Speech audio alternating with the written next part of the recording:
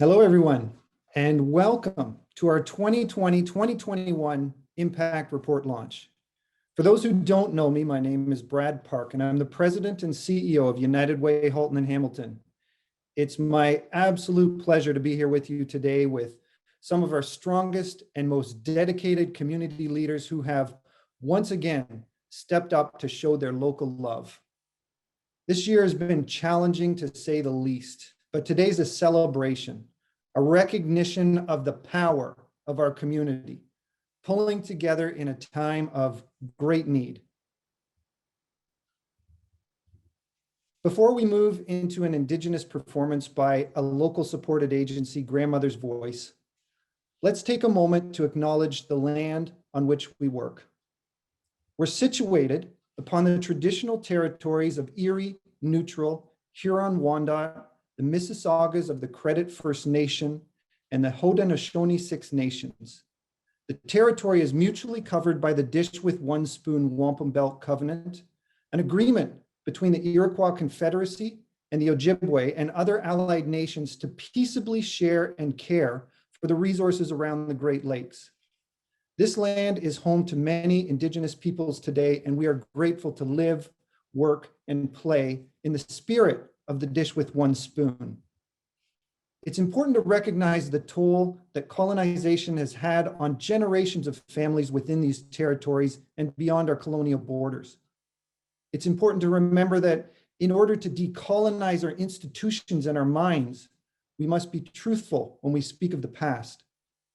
Therefore, we acknowledge the land that we are shared, or we are privileged to share, and use this time to reflect truthfully and be in community with Indigenous peoples. For me, as I reflect on this land, I reflect upon the many moments and memories we have enjoyed here as an organization, as a team, as a community. I come with respect for this land that I am on today and for the people who live and do reside here. You know, as I was reflecting on this event, and for those of you who've attended this function in person previously or virtually last year, you know this community makes impactful and meaningful strides collectively during any regular year. This year, I'm absolutely astounded by what has been achieved. We not only launched a new investment framework, we offered the infrastructure whereby the federal government trusted our brand to invest double the amount of money we normally would. So what does this mean? It essentially means more than doubling the impact and doubling the amount of deliverables by this incredibly dedicated team and group of volunteers. And we did it all with almost the same resources. In addition to that, we dug into the impacts of the global health pandemic and the havoc it wreaked on our community. Today, we'll share exactly how we supported those most vulnerable, in addition to helping to shape the new and emerging needs for the not-for-profit sector and the network of support. United Way Halton and Hamilton has a long-standing and deep partnership with our labor community. In fact, what became the United Way in the region was founded in 1927 with a group that included the predecessor to the Hamilton District Labor Council. And in those 90 years plus, labor organizations have been tireless and passionate supporters of United Way's mission to create a strong, supported, resilient community in which everyone can thrive. We simply couldn't do the work that we do without our labor and workplace partners, and we're so grateful to them each and every day. The impact we make is a testament to their partnership with us. The challenges of this last year have touched every aspect of our lives at home, at work, at school, and in our communities. The most vulnerable among us have borne the brunt of the hardship and have been driven deeper into poverty, mental health challenges, domestic violence, addiction, isolation, and disconnection. Yet during all of this turmoil, hardship, and uncertainty, you've been there to help. It's my pleasure to share with you our local love report. And following this meeting, you'll all be provided with links to the digital versions, both available on our website and a downloadable PDF format. Between emergency response and community investment funds, your donations allowed United Way to help more than 310,000 people served by 125 agencies in Halton and Hamilton last year. In total, this means that 266 programs received direct funding, either via our annual community fund or from the emergency funding in response to COVID. The need of the community continues to grow. And although the number of people helped is impressive, we know there's so much more work to do. We know that many who are struggling are still not able to obtain the help they need because of lack of transportation, stigma, shame, or other barriers. We distributed more than $4.1 million in emergency COVID response that provided basic needs for families and individuals, mental health services, senior supports, and directly invested in staffing, materials, transportation, and other operational costs so that frontline agencies could continue their vital work throughout the pandemic. Thanks to you, our community sent a message to all those working in frontline agencies and all those needing their help. The community knows you have their back. Together we have their back, even in the toughest of times. If there's one thing this year's taught me, it's that we can get through anything together. I'm incredibly inspired by the contributions of all of our partners who didn't let the upheaval and uncertainty of a global pandemic stop them or even slow them down. They've demonstrated amazing community spirit and resiliency against all odds. And by doing so, our donors, volunteers, and partners have made it possible for hundreds of thousands of people in our community to get exactly what they need to weather the storm and reach their full potential. Our latest impact report documents just a handful of the amazing local stories of transformation that your funding dollars have made possible. They include Zane, a 15-year-old who's turned her life around thanks to a wonderful community center in her neighborhood. They also include Meg, a 38-year-old woman who accessed the support she needed in remaining sober after the deaths of her husband and her mother in 2020. Our report showcases the ongoing work of the United Way in leading capacity building initiatives to maximize and leverage the impact we make across the entire social service sector. This includes Connect Ed, which provides affordable training and networking opportunities to help nonprofit organizations expand their knowledge, skills, and team resources. They include Social Innovation Labs, which brings together community members and social service leaders to explore transformational ideas and ignite change. Other strategic initiatives to deliver impactful change include our work in poverty reduction and our Period Promise, which puts menstrual hygiene products into the hands of those who need them and pushes awareness of menstrual equity. Today, we also celebrate our strategic partners, including the 211 service, the Chalmers app, our labor partners, and our research partners, including Community Development Halton, the Social Planning and Research Council of Hamilton, and McMaster University. And finally, thanks to our Community Impact Cabinet that tirelessly evaluates program applications in a multi-layered investment decision-making process. Following this event, please take a moment to scan the long list of community leaders who sit on our board of directors, our cabinets, and our committees. Then read the extensive list of our leadership donors. And finally, take a look at all the programs and services delivering critical help and empowerment to our families, friends, and neighbors who are supported by United Way, Halton, and Hamilton. Thank you to all our donors, from the first-timers to the long-standing supporters, and from the individual donor to the large corporations. You make possible the kind of impact we've made. You change the lives of so many, and you make dreams come true. Hello, my name is Caitlin, and I'm a 16-year-old student in grade 11 at T.A. Blakelock High School, Oakville.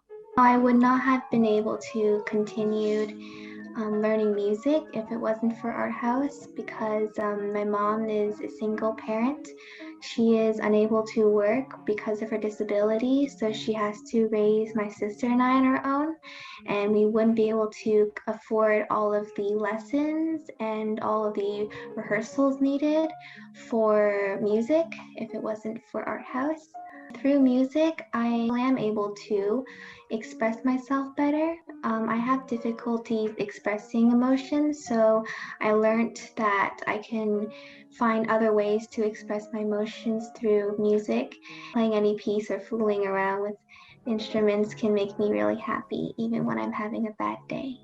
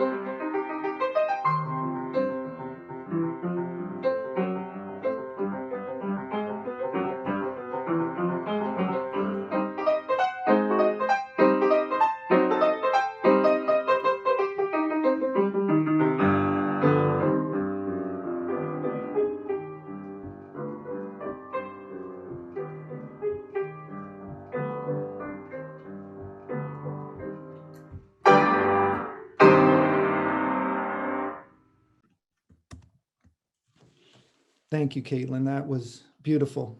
And thanks to all of you.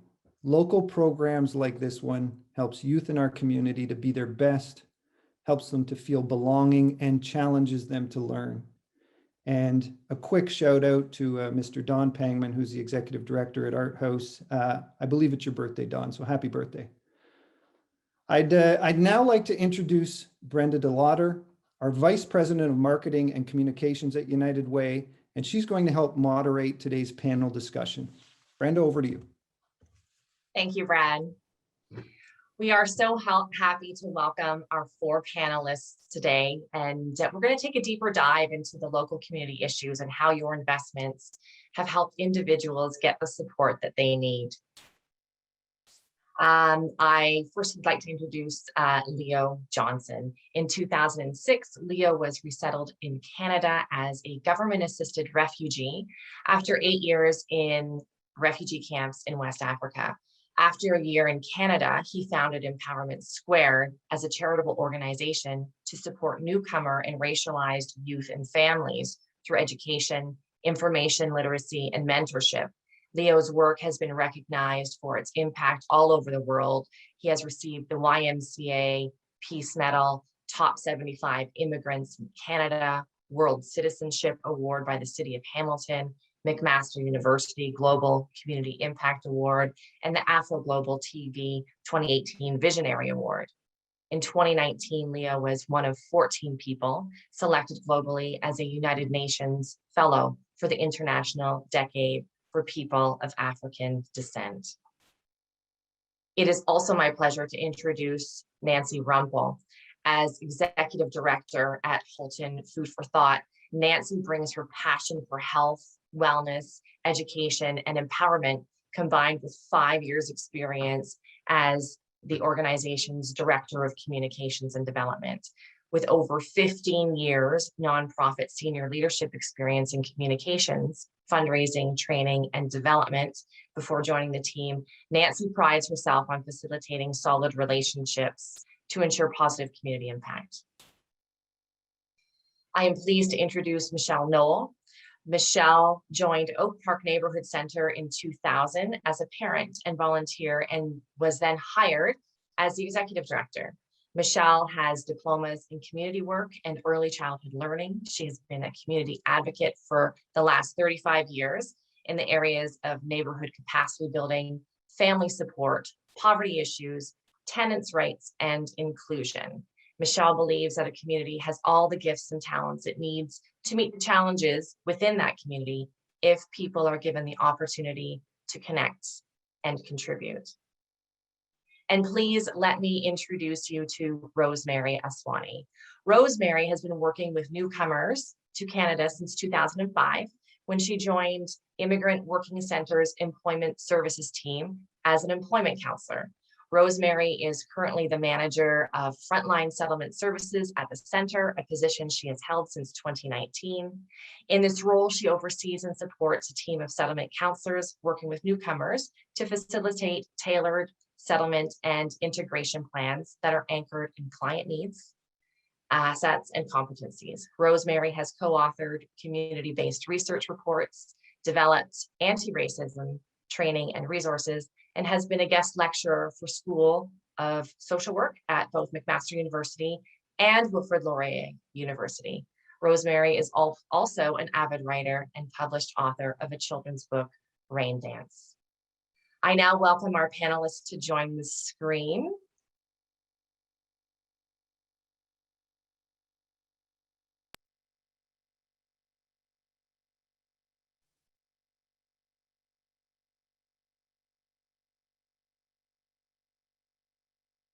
Great, nice to see you all here. I'm going to ask you to mute your microphones when you're not speaking. Thank you.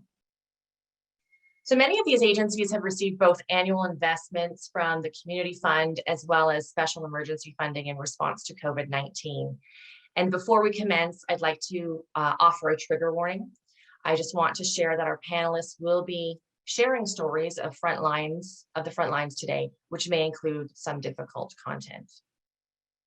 I will also note that we have a chat window active for comments, remarks, questions. So if you do place a question there and we do not have time to address it here, we will reach out to you following. So Leo, I'm wondering if you could start us off by sharing a little bit about your agency and the local issues that you work hard to address. Thank you so much, Brenda, and greetings. Great to see all of the other panelists here. It's been a great honor working with United Way. As an organization, Empowerment Square focuses on working with newcomer youth and families, and racialized youth and family as well, with a specific emphasis on how to navigate our education system and how to settle, especially for newcomer youth. This stemmed from the reality of knowing that as young people to Canada, most of the time, their journey to integration, their journey to success is a very difficult one. Often would be spent for 15 to 20 years of their lives navigating our education system. And if they navigate it better, they tend to be better. The families tend to be happier. If they don't do so well, there tends to be all kinds of issues. So Empowerment Square has spent a lot of time not just supporting these kids, but supporting their parents, empowering them to be able to support their kids with the social, physical, and emotional needs that the kids actually need to succeed in school. And that's where a lot of our work has been focused, with multiple programs from academic mentoring to literacy programs to sports and recreation and information literacy. That's great. Thanks for sharing that. It's such important work. And we know that investing in youth programming carries longevity as it builds out future potential of our young citizens. Nancy, you also support families by ensuring students have access to food security program. Can you share with us a bit about your traditional programming, how your agency has been impacted over the past 16 months since the onset of the pandemic, and how have you inspired connection with the school board? Absolutely. Thank you for including me, Brenda. I'm happy to speak on behalf of Hilton Food for Thought. So yes, for those of you who don't know us necessarily, we partner with the Hilton Public and Catholic school boards, as well as the community, to provide student nutrition programs in over 130 schools across Hilton. That equates to over 80,000 Hilton students having access to healthy food during their school day to allow them to focus on what they need to during the day. So we believe that when given access to healthy food at school, every student has their best chance for success. And our vision is that every student has that access and has the ability to focus during the day due to nutritional components. So Hilton Food for Thought programs are universally accessible, meaning they're open to the entire student population in a school community. Having no stigma is key to our program success. And in a typical year, and I'll say it that way, in a typical year, our dedicated army of volunteers are out there in 200 plus programs, delivering breakfast, healthy bin and snack programs within our schools. But this year has been anything but typical, as we all know and we've heard. So COVID-related 19 school closures meant that Hilton families and Hilton student families in particular no longer had access to safe, reliable, healthy food at school. Pandemic-related business closures and layoffs meant that our parents and families that maybe prior never had challenges or financial uncertainty are facing it for the first time now. And varied learner models. Those learning in school and those learning remote is a new thing. It's never been experienced before. And the access of our volunteers within our school walls specifically has been something new. And that's been limited due to, required and appropriate safety measures in place related to the pandemic. So as a result, Hilton Food for Thought has pivoted to ensure that food is available to our students during the school day, in accordance with public health and safe food handling, Ministry of Education guidelines. And we pivoted in a way kind of as it evolved, and things continued to change through our summer food box program, the grab and go healthy boxes in our classrooms, healthy student nutrition bags, via a network of community distribution sites, and grocery gift cards to allow our student families to purchase nutritious meals and snacks to keep them going during the day. It's an impressive evolution over a short period of time. And yeah, and we know, you raise a great point about volunteership, how that has shifted significantly and really has impacted capacity for many organizations.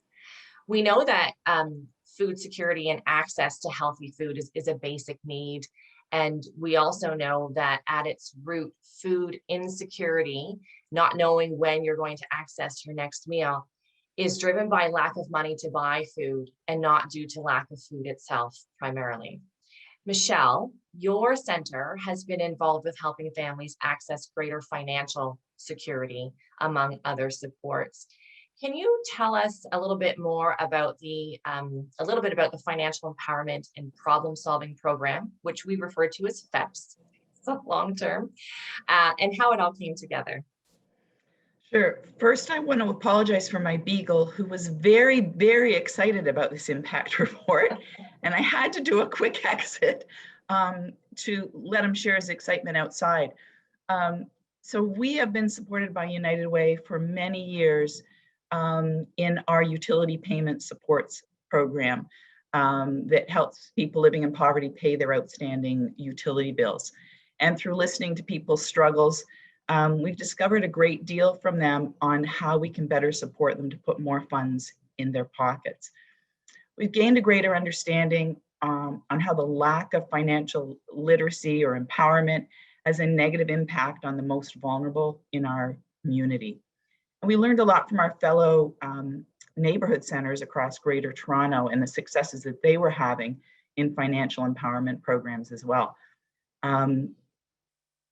Like year-round tax clinics and microloan programs. So when United Way approached us with a funding opportunity to expand our financial literacy programs, it was just a perfect opportunity and perfect timing to ramp that up, expand the program, and empower people in Halton who are struggling to make ends meet. So it's really, really great and important work, and great insight. We know both food insecurity and financial insecurity and poverty, like these are old issues. And what we've seen since the onset of the global health pandemic is that it has impacted individuals differently, with new and emerging issues arising, such as the looming shadow pandemic of mental illness, the increase in domestic violence, isolation, senior isolation in particular. Rosemary, many population groups, such as new immigrants, have been disproportionately affected by the pandemic. Can you share with us why that is? Well, thank you for the opportunity. I would like to begin, first of all, by acknowledging to our Indigenous communities that we are because you are. So having said that, newcomers have unique life experiences and needs that are related to settlement and integration to Canada. And IWC works with the newcomers, recognizing that immigrants are essential partners in the growth and prosperity of our nation, of our city in Hamilton. So with the onset of the pandemic, immigrants have been disproportionately affected by the pandemic. Largely, I would say, because immigrants are overrepresented among frontline workers, thus putting them at greater risk from COVID-19. For example, in Ontario, immigrants represent about 25% of the population, but 43.5% of COVID-19 cases are mostly in racialized visible minorities and newcomers. The data tells us that this is largely due to unequal socioeconomic factors and inadequate access to timely healthcare. For instance, when you are a newcomer, when you are newly arrived in Canada, you have no health coverage for the initial 12 weeks. You have to wait for that period of time before you can have full access to healthcare. And this is rooted in migration, economic, and labor policies, which result in the overrepresentation of the essential low-paying and precarious work. Secondly, when you arrive as a newcomer, most people have no families, they have no friends.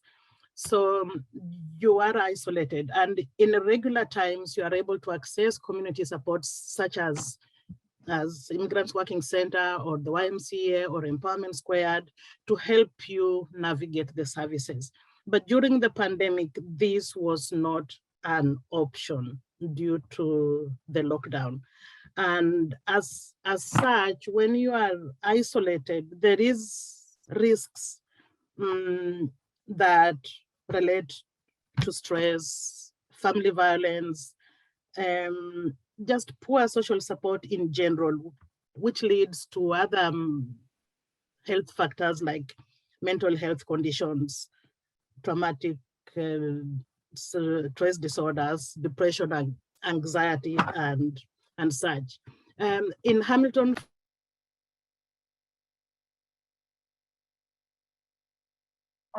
Rosemary, I've lost your volume. Oh, sorry. In Hamilton, for example, there was lack of affordable housing, and most newcomers live in large multi-generational family groups or with multiple roommates. So when you are congested in a small place, there is no social distancing that you can effectively be able to exercise. The other issue that I would say has contributed to it also is communication. Lack of communication, poor public health messaging that would be able to reach out to the newcomers in their own language. Recent immigrants and their families, they are less likely to have access to a cell phone or internet access, or even to speak or read English. So if that information isn't passed down to them in a language that they can understand, and being able to access services like ours, which now we were no longer doing physical appointments and in a physical location, everything has been moved to online. That became a challenge for for newcomers to be able to access the supports. And then there is the issue of employment. For example, when it comes to internationally educated professionals that are admitted into the country on the strength of their education and experience and their ability to be able to have savings on which they can live on for the next 6 months, they arrived during the pandemic and found no supports to enable them effectively job search and get into their professions. So then it meant that they were now eating away at their savings without knowing when they would be able to find employment. So that also affected the way that that they were able to access services. Yes, that's, very, very informative. Our past cabinet chair, John Chisholm, noted in a recent op-ed piece in the Hamilton Spectator when speaking about the impact of the pandemic, we're all facing a challenging time, but we should not fool ourselves. We're in the same storm, but we're not in the same boat. And I think that what you've just shared, Rosemary, really, really speaks to that. We know that helping to support families betters our entire community. Michelle, I'm wondering if you could share some insight into how and why financial security is at the root cause of many issues, and if you can share an example of that. Sure. Typically, when we talk about poverty supports, people immediately think of providing food and providing clothing, and those are important, obviously important things that we need to do. But when you look at other ways to put more money in people's pockets, then you empower them to make those choices themselves and to be able to have access to more funds. So completing taxes, for instance, that's not typically a go-to when someone walks in the door living in poverty. But we know that when we get someone's taxes caught up, they're suddenly eligible for the child tax credit or other government incomes. They're eligible to apply for social housing and for utility discounts. So it opens up a whole door of additional income that they can have. You might be surprised to learn that there are some people who have children who aren't receiving the child tax credit. That's $5,000 a year per child, $5,000 to $6,000. So it's significant income to help them be able to manage the limited amount. Still, we're still talking about a very limited amount of income, but puts a little bit more in people's pockets. So, and then moving income tax support to year-round instead of just at tax season. And that allows people who maybe struggle with mental health challenges at particular times of the year, who aren't as likely to get out and do their taxes at that time of year. It gives them the flexibility to be able to get it done. And we do end up doing taxes for people for as many as 10 or more years that their taxes haven't been done. And then there's other opportunities. So if we teach someone how to read their bank statement, and these are things might, come natural to many of us, they don't realize what they're paying in bank charges. They don't realize what the bank fees relate to. So empowering them by showing them how to read the statement and see when there are charges, again, puts more money in their pockets. If we show someone, if we explain to somebody how their utility bill works, this is going to sound crazy to some people. When you turn up your thermostat, or turn up, I'm old school, we don't turn it up anymore, we press a bunch of buttons. When we turn up our thermostat, that costs money. And I've had people say, but how does that work? How do they know? So there's not an understanding because they haven't lived in a home before, possibly, or they haven't been responsible for the utility costs. And so when we empower them by saying, every time you turn that up, it costs more money, then they have the power to go, okay, I might not put my air conditioning on so quick today. And so again, that's putting more money in people's pockets and explaining to them, what is a utility bill? What gets charged on a utility bill? What's included in that? microloans. So we know a number of people get caught up in payday loans. That payday loans at best is 300% interest. If we can move those payday loans into a microloan at 9% interest, we've removed that debt and the stress and the anxiety. And you know, once you're in one of those payday loans, you do not get out of it, barring some miracle.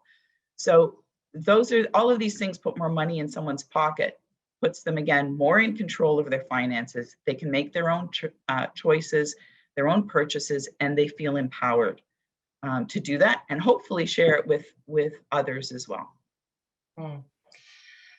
That's thank you for sharing that. That is also incredible insight. You know, it reinforces how digging into the root cause of issues is really imperative. And, you know, it's, you know, we call that impact investing and social return on investment for community.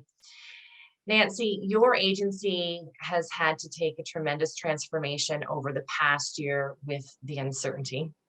And as you look to the future, how do you see that need evolving? Yeah, everyone has been impacted by COVID. There has been no population component that has not been affected, but I would say that, you know, food security and our students in particular have definitely been impacted by it. So we continue to try to evolve to do what we can. So as Hilton Food for Thought, we want to ensure that our children reach their full potential, lead healthy, active lives, and we're dedicated to ensuring that nutritious food is available to all our students during the school day. And as I said, we know that COVID has impacted community, and it continues to evolve. We're not at an end stage. We've had some evolution during the current school year, but what the school year looks like moving forward and how we continue to support our students looks very different. I think some incredible information that has been provided by the impact report just recently is that we know that almost 1 in 7 Canadian households experience food insecurity in the past 30 days. That's it. That's a huge statement for us. We know that through provision of Hilton Food for Thought student nutrition programs that we see an increase in energy level, readiness to learn, improved academic success and school performance, and interestingly enough, a reduction in at-risk student behavior. So as an organization, we're committed to ensuring that our programs remain universally accessible. We know that stigma-free component to our programs is key to their success, and we look forward to the student return in the fall, whatever that looks like, because right now it's a very unknown commodity. We also look forward to return to more traditional Hilton Food for Thought student nutrition programs as that time comes. You've seen us, we've pivoted, we've done what we can to ensure that our student families, in particular those that are most vulnerable right now and in the greatest need right now, are supported, but we really look forward to getting back into our schools, having volunteers in place, preparing, serving, and interacting, I want to say that piece as well, with our students so that they know that they're supported on every level as we move forward. But it's uncertain. We will listen to the guidelines that are there. We will listen to the Ministry of Education. We'll listen to our fantastic partners like yourselves to ensure that we continue to support those students the best we can. And if that means a little bit of an extension of the modified program delivery model right now, we will. If we can get back to quote, quote, normal, we will when fall returns. Yes, it's, you know, the transformation has, you know, presented such challenge, but also, you know, there's a lot to celebrate for sure. And, you know, we are dedicated to layering some additional capacity building for agencies. We're working together, you know, hard within the entire sector to ensure individuals don't fall through the cracks.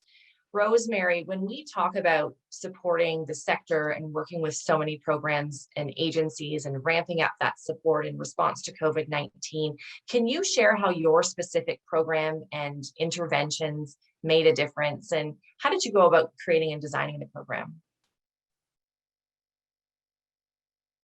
Well, since the pandemic, We have been building innovative programs in our LINK program, for example, with courses that are intensive and specialized. In regards to employment, the services are tailored to the needs of the newcomers, responding to the local labor market, and just increasingly focusing on employment in the virtual world as well. When it came to frontline settlement services,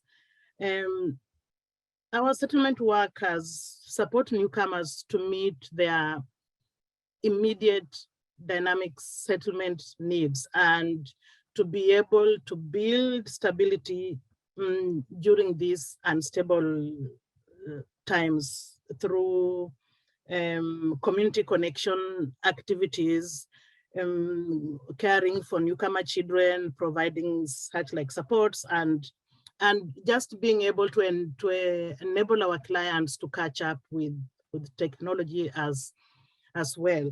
And although our program is fully funded by the federal government, there are gaps, and that's when we did notice that with us having gone remote and limiting the amount of interaction with clients, especially the high needs clients who we are not able to provide service over the phone, they require mostly in-person supports. That's when we did reach out to United Way, and through their Reaching In project, it was designed to kind of meet those needs, to fill in the gaps where our regular programming wasn't able to. And this particular need came to family-related issues.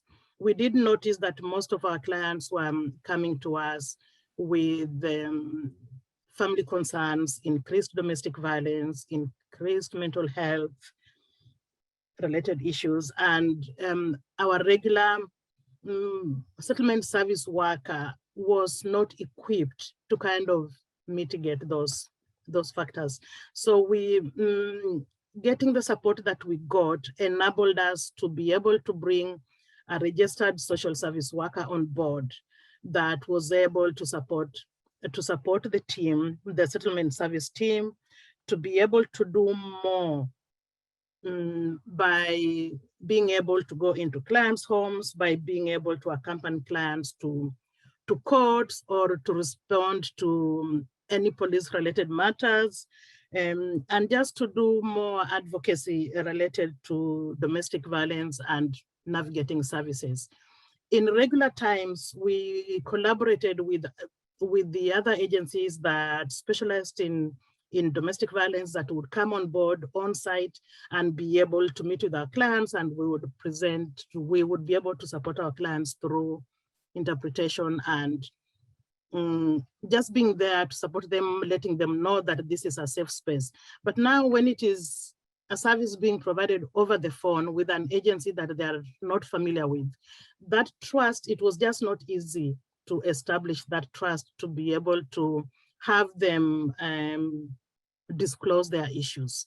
And that's how we came about reaching out to United Way and getting the service that we got. And since we got the finances that we got, we have been able to support like about 130 clients in terms of domestic violence related issues, and also been able to support 66 families in terms of care for newcomer children, because when we do our programming, we provide daycare programming on site. But now with the pandemic, this wasn't possible at all. So the funding that we got enabled us to advance our EduBox program, whereby the early childhood educators were able to deliver resources and materials to families, directly to families in the home, and then do programming with the children via video or over the phone. And in so doing as well, we were able to kind of be able to get into the family homes and be able to share resources that the parents, if it is the mom or so, that could be able to also reach out and share whatever issues that they would be facing at home. So greatly reduced isolation and also gained trust to enable families to communicate with our registered social service workers so that they could be able to get the services that they required. That's great. Thanks for sharing that, Rosemary. And, you know, you raised some important issues that continue to emerge and shift. You know, senior isolation is a big challenge we're facing. You know, single parent households, and in particular, single women-led households, marginalized populations and youth, all facing significant barriers. And, you know, domestic violence in some communities has increased by 20 to 30% over last year. So, you know, many of these issues are being compounded. And when we look at youth in particular, you know, the impact is staggering. McMaster Children's Hospital shared admittance stats where they have seen suicide attempts triple, substance use disorders double, cases of predominant symptoms of psychosis double, referrals for eating disorders have increased by 90%. And so, you know, the result of, you know, the impact of this pandemic. Leo, as we wrap up, I'm wondering if you could share with us why investing in youth programming is so vital as we look to the future. And if you could share a story, that would be great. Yeah, thank you. I just wanted to, I've been troubled a little bit, just wanted to take a moment where you are, a moment of silence in honor of the 751 unmarked graves that have just been discovered on another Indigenous formal residential school in Saskatchewan. Thank you, everyone. As we sit here, I mean, it just broke when I saw it, so I couldn't pass it just like that. So thank you, everyone, for allowing me to. These are very difficult times, and I say to people, because there is no other way to see the future of our communities and of our country. We're either going to decide to have a future by looking through the eyes of our young people and figuring out what type of population are we raising. We are only going to look at a future for Canada through the eyes of our young people and figure out what type of values are we demonstrating to them, what type of examples are we setting. And I will give a very practical example of a young man who came to our programming in grade 8 from Congo as a refugee of a single mother, a large family, had 6 siblings. Didn't want to come to the program because of the academic mentoring, is because he wanted to play soccer. But the way we had our program structured, you must come to the academic mentoring to be able to play on the soccer team. So it was a necessary thing he had to do because he wanted to play soccer. And we worked with him from grade 8. And today he successfully completed high school. We helped him transition to post-secondary. And now he works as a psychiatric nurse at Hamilton Health Sciences. 2 years ago, he got employed. Now, if you want an example of what our future could become, not just as a city, but as a country, that's where you start to look. Because some of the problems that we are confronting now is not going to be solved within 10 years. It's not going to be solved within the lifespan of the programs and projects we're doing. It's going to be solved by raising resilient leaders. It's going to be dealt with by raising champions in our communities at all levels, in all sectors. And this is not a one type of program or one type of organization, or not even governments. And that is the reason why it is extremely important to fund youth programs, simply because our governments sometimes are too big to be able to catch the very important gaps that they will not be able to pay attention to. Organizations like the United Way that have the ability to dig a little deeper and get a little bit under the surface of what is really happening, rather than waiting to respond to a crisis, is really where our hope is. Because if we continue to respond to the crisis, we will continue to create more crises. Because in our response, it is rash, it is not carefully thought through. We are only trying to put out fires, and in the process, we're lighting other fires without realizing it. The last thing I would say is, The deficits that we see, most especially when it comes to minority communities, is very stark. We've seen a lot of effort on the fighting side where we go to protest and all of that stuff. What we haven't seen is the same type of energy on the building side. And regardless of where you're coming from, regardless of which community you're a member of, unless we start to intentionally build to deal with so many years and decades of deficits, we will continue to fight. And even when we win, we cannot take advantage of the victories that we do win, because communities are just struggling and don't have the capacity. They're exhausted, they're tired.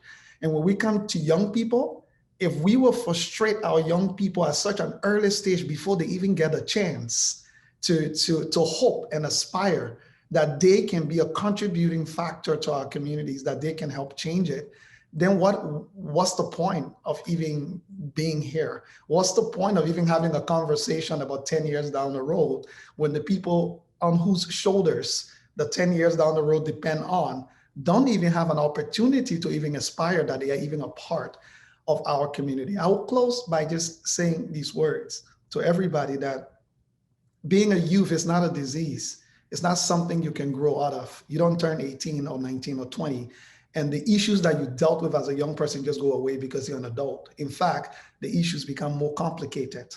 The sooner we can start to tackle these systemic issues at the root, and that's why I'm so excited for the United Way root funding that was introduced, because we cannot strengthen these agencies without strengthening the capacities to foster change. So I really want to thank everybody, and also thank the United Way, and to all of the donors that are out there.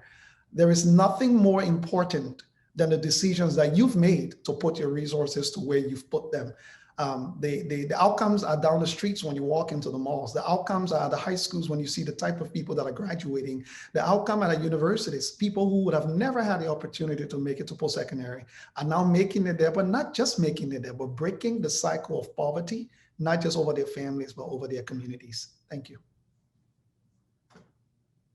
Thank you so much. To all of our panelists, and we're grateful for what you've shared with us today. And we must keep in mind that this is a mere snapshot of how we've been able to respond to community, and a snapshot of some of the issues and some of the amazing work that's happening in community. And this is all thanks to the generosity of community. I now would like to welcome Brad Park back onto the screen to join us. And I'll ask all of our panelists to close. Thank you. Thank you, Brenda. And also thank you to all the panelists for that incredible insight that you shared. As you can all see, the impact we've made and the support that's been offered because of your commitment to your community is driving change. Now, just before we move into the final segment of today, I asked you to reflect for a moment. This is the perspective of only 4 of 266 programs that have received vital funds this past year.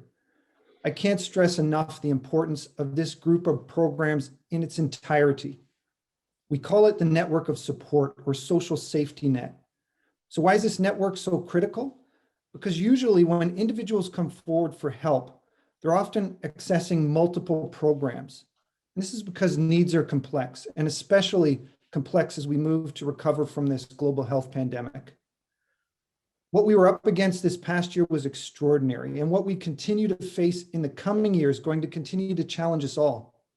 And for those most vulnerable, for women and single women-led households, for those struggling with mental impact of isolation, and for those who've lost their jobs, or for newcomers, for marginalized populations, the strain is disproportionate and amplified. What I can say is this: the community's banded together. You've all come together like I've never seen before to care for one another and for our most vulnerable. I'm humbled how you made the choice to help those you don't even know, people and families you've never met, because of the genuine love of where we live and caring for our neighbors.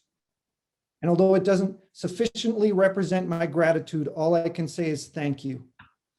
Thank you for being the hope that others needed in what some may consider to be a time of our greatest need in decades. It's now my pleasure to welcome to the screen our campaign cabinet chair, Anna Icabelli, and our major individual giving cabinet chair, Trent Ogilvie.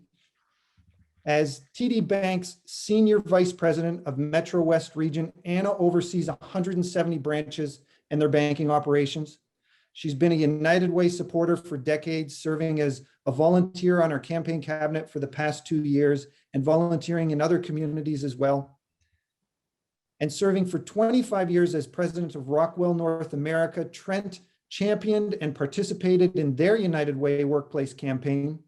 He's been a donor for years. Trent sat on last year's campaign and impact cabinets. He's now a United Way board member and serving our community with enthusiasm. With Anna and Trent leading the way of their respective cabinets, we have the right team in place to work diligently to meet the rising demand for services.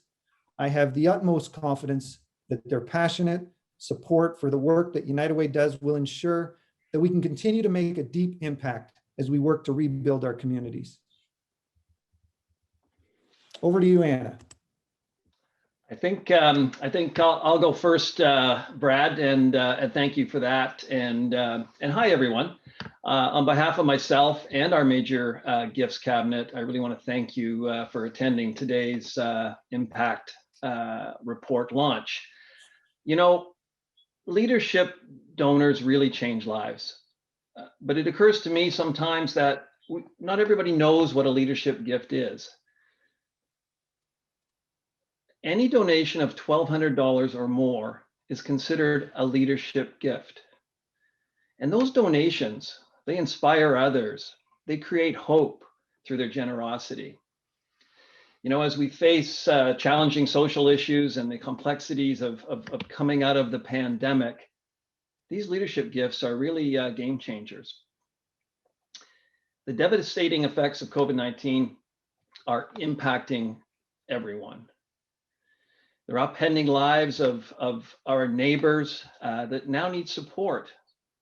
And those people are joining the ranks of 200,000 people that rely on United Way funded services. And as you heard earlier today, the impact and access is increasing at a staggering rate, with over 100,000 more people in the last 12 months.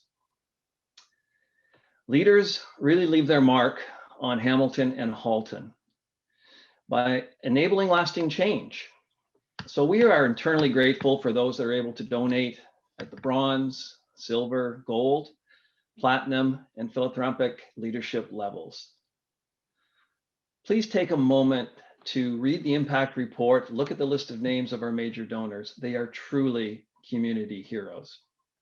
So now it's my pleasure to introduce Anna Acabelli, our 2021 Campaign Cabinet Chair.